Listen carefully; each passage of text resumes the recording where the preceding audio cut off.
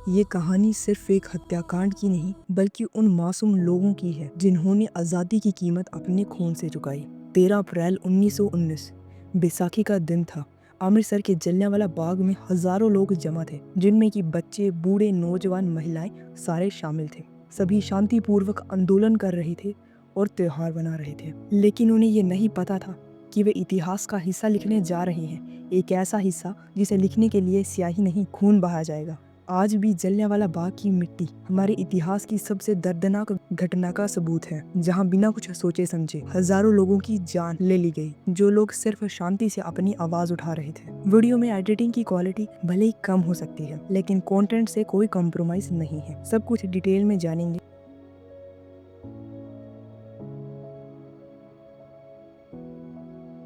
पहला विश्व युद्ध खत्म हो चुका था, जिसमें कि भारत के 13 लाख से भी ज्यादा लोगों ने ब्रिटिशर्स की तरफ से भाग लिया था। सैनिकों को यूरोप, अफ्रीका, मिडिल ईस्ट में लड़ाई के लिए भेजा गया, जिसमें कि 74,000 से भी ज्यादा सैनिक शहीद हुए, लाखों घायल हुए। लोगों को उम्मीद थी कि अब युद्ध के बाद ब्रिटिशर्स उन्हें आजाद कर देंगे, लेकिन भारत और ब्रिटिश सरकार के बीच में कोई भी आधिकारिक या लिखित कॉन्ट्रैक्ट नहीं हुआ था, जिसमें लिखा था कि विश्व युद्ध में भाग लेने के बाद वे हमें आजाद कर देंगे। बस एक उम्मीद थी कि शायद वो हमें आजाद कर देंगे, लेकिन ब्रिटिशर्स ने धोखा दिया और इसके बदले हमें क्या दिया? रोल्ट एक्ट लागू कर दिया। एक ऐसा लॉ जिसके चलते किसी भी इंडियन को बिना किसी कारण और क्राइम के अरेस्ट किया जा सकता था। ब्रिटिशर अपनी मर्जी से जब चाहे किसी को भी गिरफ्तार कर सकते थे, चाहे वो आदमी सिर्फ रास्ते में चल ही क्यों ना रहा हो। बिना किसी गलती के, बिना किसी कारण के उन्हें जेल में डाला जा सकता था। और ये कोई एक पहला कानून नहीं था जो ब्रिटिशर्स ने हमें दबाने के लिए बनाया था। ब्रिटिशर्स ने ऐसे कई सारे लॉज हमें दबाने के लिए बनाए थे, जिसमें कि arms act, secret act, press act, Indian salt act जैसे कई सारे एक्ट पास किए गए थे। अगर आप सभी एक्ट के बारे में जानना चाहते हैं, डिस्क्रिप्शन में मैंने PDF का लिंक डाल दिया है, आप चाहे तो देख सकते हैं। देश भर में इसका विरोध किया गया। लोगों ने इसको रोकने के लिए सभाएं, हड़तालें, रैलियां निकालना शुरू कर दी, लेकिन शांतिपूर्वक तरीके से। अंग्रेजों ने इसे विद्रोह समझा। वे ये समझ चुके थे कि अगर इसे रोका नहीं गया तो जल्द ही उनके हाथ से सत्ता जा सकती है। ब्रिटिशर्स ने सबसे ज्यादा सख्ती ही पंजाब के इलाकों में दिखाई। पंजाब के दो लोकप्रिय नेता डॉक्टर सत्यपाल और डॉक्टर सैफुद्दीन चिकलू, जो कि लोगों को रोल्ट एक्ट के खिलाफ इकट्ठा कर रहे थे, उन्हें 10 अप्रैल को गिरफ्तार कर लिया गया। ना कोई वजह बताई गई और ना ही कोई सुनवाई की गई, जिसके चलते लोग सड़कों पर उतर गए,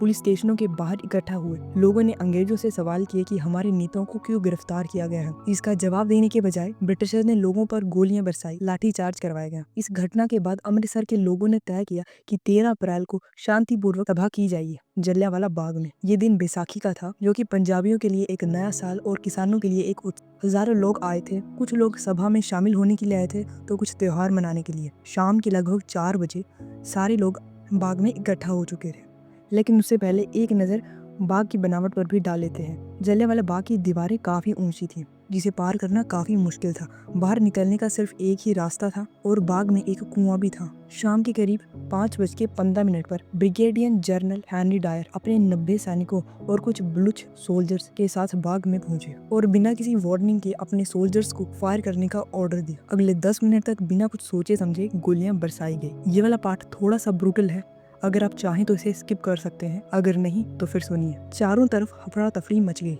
लोग बाहर निकलने के लिए दीवार को पार करने की कोशिश करने लगे, लेकिन ऊंचाई ज्यादा होने के कारण वे बार बार नीचे गिरते रहे और गोलियों का शिकार हो गए। कई बच्चे, बूढ़े, नौजवान भगदड़ के दौरान लोगों के पैरों के नीचे कुचले गए। अंधाधुंध फायरिंग के चलते किसी की आंख पर, किसी के नाक, किसी के गले पर, किसी के टांग पर गोलियां लगी। ये जो 10 मिनट थे, ये किसी एक भयानक सपने से कम नहीं थे। आपने भी शायद कभी फायरिंग वाली गेम्स खेली ही होंगी, जिसमें कि आपको बड़े सारे लोगों को शूट करना होता है। आपको पता ही होगा कि जब अंधाधुंध गोलियां फायरिंग होती है, लोगों का क्या हाल होता है। पास में ही एक कुआं भी था। जब एक औरत अपनी जान बचाने के लिए गोलियों से बचते हुए एक कुएं में कूद गई, लेकिन उसके पीछे लोग भी अपनी जान बचाने के लिए कुएं में कूद गए। लेकिन हुआ क्या, जो पहले कूदे थे वो लोगों के वजन से दब गए और जो बाद में कूदे थे वो तब तक गोलियों का शिकार हो चुके थे। लगभग 1650 गोलियां चलाई गई और सिर्फ कुएं से ही 120 लोगों की लाशें निकाली गई। ब्रिटिशर्स के अनुसार 380 लोग मारे, लेकिन सूत्रों और स्वतंत्रता सेनानियों के अनुसार 1000 से भी ज्यादा लोग थे। कुछ लोग घायल तड़प रहे थे। अब ऐसे में इनसे और क्या उम्मीद रख सकते हैं। डायर का ऑर्डर था, किसी भी घायल को इलाज नहीं दिया जाएगा, ना ही शव हटाए गए पूरी रात लोग तड़पते रहे, वीर गति को प्राप्त हुए। इस घटना ने पूरे देश को झंझोड़ कर रख दिया। अब जनता पूरी आजादी चाहती थी। कई महान लोगों ने अंग्रेजों द्वारा दिए गए अपने सम्मान को वापस लौटा दिया। रविंद्रनाथ टैगोर जी ने अपनी नाइटहुड की उपाधि अंग्रेजों को वापस लौटा दी। ये एक कवि का संदेश था, हमें सम्मान नहीं इंसाफ चाहिए। जब ब्रिटिश मीडिया तक ये बात पहुंची तो कई लोग तो जनरल डायल के इस काम से काफी गुस्सा थे और कई काफी खुश भी थे। नेताओं और ब्रिटिश ऑफिसर ने जनरल डायर को पंजाब का रक्षक कहकर संबोधित किया। इतना घटिया काम करने के बाद भी इंग्लैंड में जनरल डायर को 26,000 पाउंड का पुरस्कार दिया गया। लोग इस घटना से काफी भड़के हुए थे और लोगों ने इसका जमकर विरोध किया। लोगों के इस विरोध को देखते हुए ब्रिटिश सरकार को दबाव में एक जांच कमेटी बनानी पड़ी। जनरल डायर से कई सारे सवाल पूछे गए, जिसमें कि जनरल डायर का कहना था कि ये जरूरी था और जिन लोगों के ऊपर भी फायरिंग हुई थी उन सभी के पास हथियार थे। इस कमेटी के बदले में भी उन्हें कोई सजा नहीं दी गई। भारतीय सेना से रिटायर कर दिया गया और कानूनी तौर पर निर्दोष माना। लेकिन भारत और भारत के लोग ये सब भूलने वाले नहीं। पंजाब की एक नौजवान जो कि जलियांवाला बाग आग में मौजूद थे, जिसने अपने दोस्तों को, परिवार को इस कांड में खोया था। 13 मार्च 1940 कैक्सटन हॉल में एक सार्वजनिक बैठक के दौरान माइकल ओडवायर को गोली मार दी थी, जो कि जलियांवाला बाग हत्याकांड के समय पंजाब के लेफ्टिनेंट गवर्नर थे। उद्धव सिंह ने उसे इस नरसंहार के लिए जिम्मेदार ठहराया। उद्धव सिंह ने खुली अदालत में कहा कि ये बदला नहीं, ये न्याय था, लेकिन उन्हें फांसी दे दी गई। हमारे लिए वे आज भी शहीद आजम है। अगर आज हम खुलकर सांस ले पा रहे हैं, अपने विचारों को लोगों के सामने रख पा रहे हैं, तो उसके पीछे इन सारे लोगों का संघर्ष था। हमेशा ये चीज याद रखना कि आजादी इतनी भी सस्ती नहीं थी। अगर आपको इस वीडियो से कुछ भी सीखने को मिला हो तो वीडियो को एक लाइक जरूर करना और कमेंट में जरूर बताना कि आपको नेक्स्ट और किस टॉपिक के ऊपर वीडियो चाहिए।